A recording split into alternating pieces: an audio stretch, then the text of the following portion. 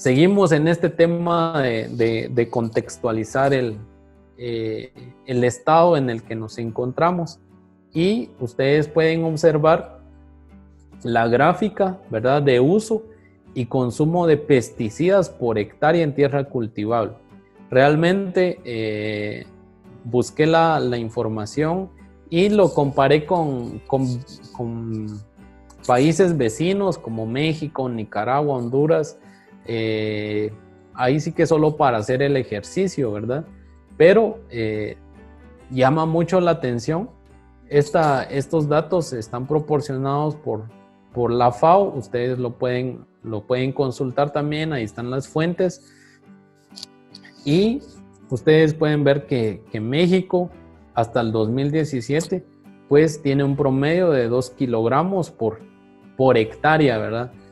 Entonces, y Guatemala casi supera los 10.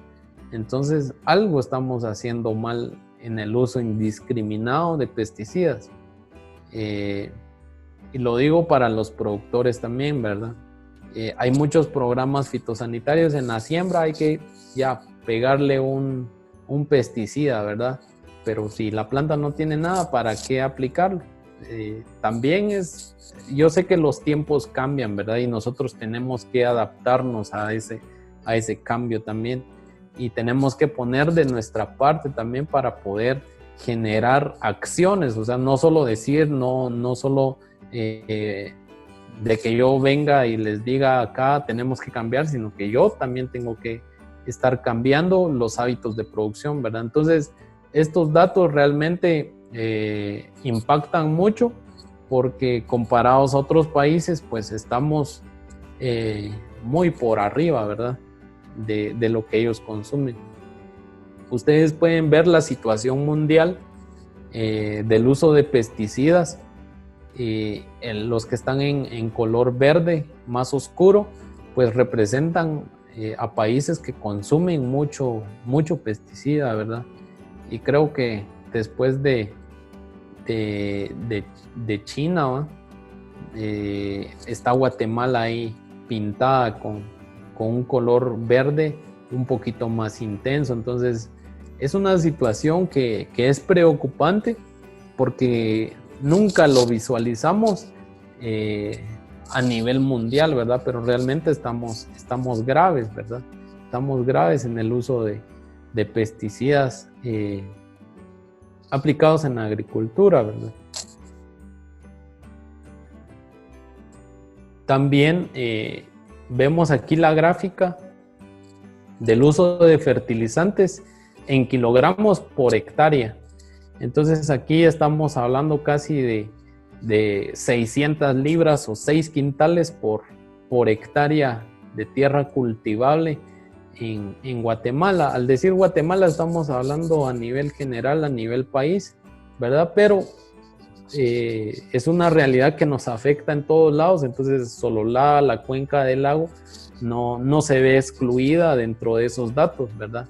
Al contrario, recordemos que somos un departamento muy productivo en la producción de hortalizas, de vegetales, de granos básicos, el maíz, el frijol, los diferentes tipos de frijol, los diferentes tipos de maíz, ¿verdad? Somos uno de los mayores productores a nivel nacional en granos básicos. Pero ¿a costa de qué, verdad? Estamos utilizando mucho químico para la producción de nuestros alimentos, ¿verdad? Entonces hay que considerar estos datos para irlos reduciendo, ¿verdad? Conforme a nuestras acciones. Entonces estas diapositivas las puse por el hecho de que tenemos que ver también nuestro contexto para tomar las acciones, ¿verdad? Entonces existe una degradación constante de suelo. Entonces hay procesos y hay factores, ¿verdad? Entre los procesos, pues se cuentan todas las acciones y las interacciones, ya sean físicas, químicas y biológicas. Entre esos procesos, pues tenemos el deterioro de la estructura, que ustedes ya vieron que es una propiedad física del suelo. Entonces tenemos mucha compactación, por ejemplo, tenemos mucha erosión, tenemos suelos muy pesados, tenemos desbalances en la disponibilidad de agua. Lo que les decía, las constantes de humedad, o está muy saturado de agua o no tiene agua, y también los extremos de temperatura, ¿verdad? A las cuales muchas veces sometemos nuestros suelos. También están los procesos químicos, que en este caso está la lixiviación, la reducción de fertilidad, también está la toxificación, ¿verdad? Como les decía, si nuestro pH está muy bajo, está en 4, está en 3.5, los elementos más ácidos o los minerales más ácidos son los que se vuelven disponibles para la planta. Tal es el caso del aluminio, el manganeso, el hierro.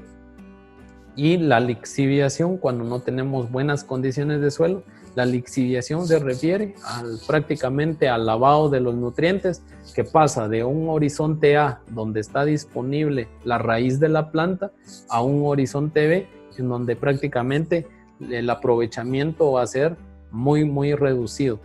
Entonces también tenemos los factores, ¿verdad? Entre los factores están prácticamente las actividades agrícolas, las actividades industriales, y también se cuenta la urbanización. ¿Por qué la urbanización? Porque cada día estamos construyendo más, que eso implica desarrollo, pero no es malo considerar una planificación de ordenamiento territorial, ¿verdad? Que de repente es una de las acciones que se están tomando en la cuenca, pero que van a paso muy lento, ¿verdad? O no son aplicables. Entonces ustedes pueden ver aquí dos fotografías, ¿verdad? Las condiciones reales de los terrenos que tenemos prácticamente en la cuenca, ¿verdad? Sembramos en laderas. A veces deforestamos para meter otros cultivos o un monocultivo, ¿verdad? Al decir monocultivo me refiero a la siembra de una sola especie. En este caso puede ser los granos básicos, que puede ser el maíz, el frijol, o los frutales, ¿verdad? Que se producen en la zona, principalmente el café, que cuenta como un sistema agroforestal, el cultivo de aguacatejas, que está en crecimiento constante. Hay muchas áreas que se están deforestando para implementar este cultivo, ¿verdad? De aguacatejas. También algunos otros frutales como el durazno, el melocotón, y una infinidad de proyectos, ¿verdad? Que uno ve en campo, pero que están sometidos a estas condiciones, a condiciones de ladera.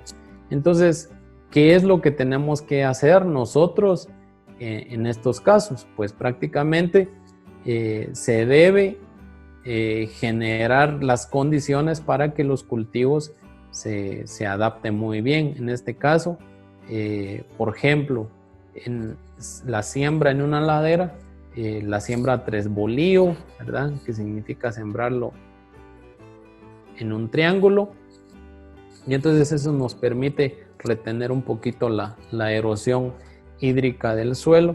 También están las siembras a curvas a nivel, que tenemos la herramienta que nos permite direccionar nuestro cultivo dependiendo del nivel que tenga el terreno, ¿verdad? Muchas veces lo utilizamos solo para referencia, otras veces lo utilizamos realmente para sembrar. Pero a lo que yo quiero llegar es que estas son las condiciones reales de nuestra cuenca, ¿verdad? Y todo ese deslave va a dar a un riachuelo, a un río, y que eso va a parar al lago, ¿verdad? Entonces, acá, ¿cómo escoger los sistemas apropiados de conservación, obviamente, ¿verdad? Primero, hacer un análisis técnico de la problemática y características del suelo, ¿verdad? Es importante hacer investigaciones o promover las investigaciones locales, ¿verdad? para determinar qué prácticas de conservación son las que hay que implementar, cuáles son esas prácticas que han funcionado y la posibilidad de adaptar o mejorar los sistemas aplicados, que al final eso cuenta mucho, ¿verdad? Si un sistema me ha funcionado, ¿por qué no mejorarlo? ¿Por qué no replicarlo? Y capacitar o enriquecer las buenas prácticas. ¿A qué queremos llegar con eso? La capacitación es fundamental en nuestra cuenca, ¿verdad? Y aquí no solo están los actores, los diferentes actores, ¿verdad? Por ejemplo, las instituciones, los agricultores, los políticos también tienen que, pues, trabajar en conjunto, tenemos que trabajar en conjunto para crear buenas condiciones y buenas prácticas y aperturar buenos mercados, mejor calidad de nuestros productos, mejor calidad de productos para el que consume, para el que compra, ¿verdad? Y esto de la capacitación es bien importante y hace una diferencia muy importante. Yo recuerdo que hace unos años de repente era muy poco el tema de conservación de suelos que se hablaba, pero ustedes ven el ejemplo claro del municipio de San José Chacaya, que forma parte de la cuenca, y que ahí es el ejemplo perfecto para demostrar que sí se puede hacer conservación y que sí se puede producir alimentos. Ahora, que si hay que mejorar de repente las condiciones que les damos a nuestros suelos, obviamente las mejoras continuas son siempre buenas y siempre aceptables. ¿Cómo saber si lo que se planifica es apropiado? Primero, si se utilizan recursos locales. Eso es fundamental en la conservación de suelos.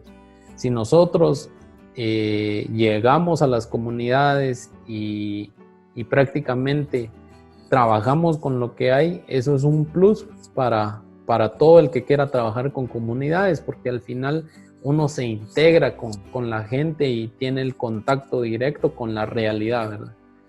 Si la implementación de las prácticas son económicas y fáciles de mantener también, ¿verdad? Esto de la conservación de suelos, dependiendo de las prácticas, pueden ser muy costosas o pueden ser muy viables realmente, ¿verdad?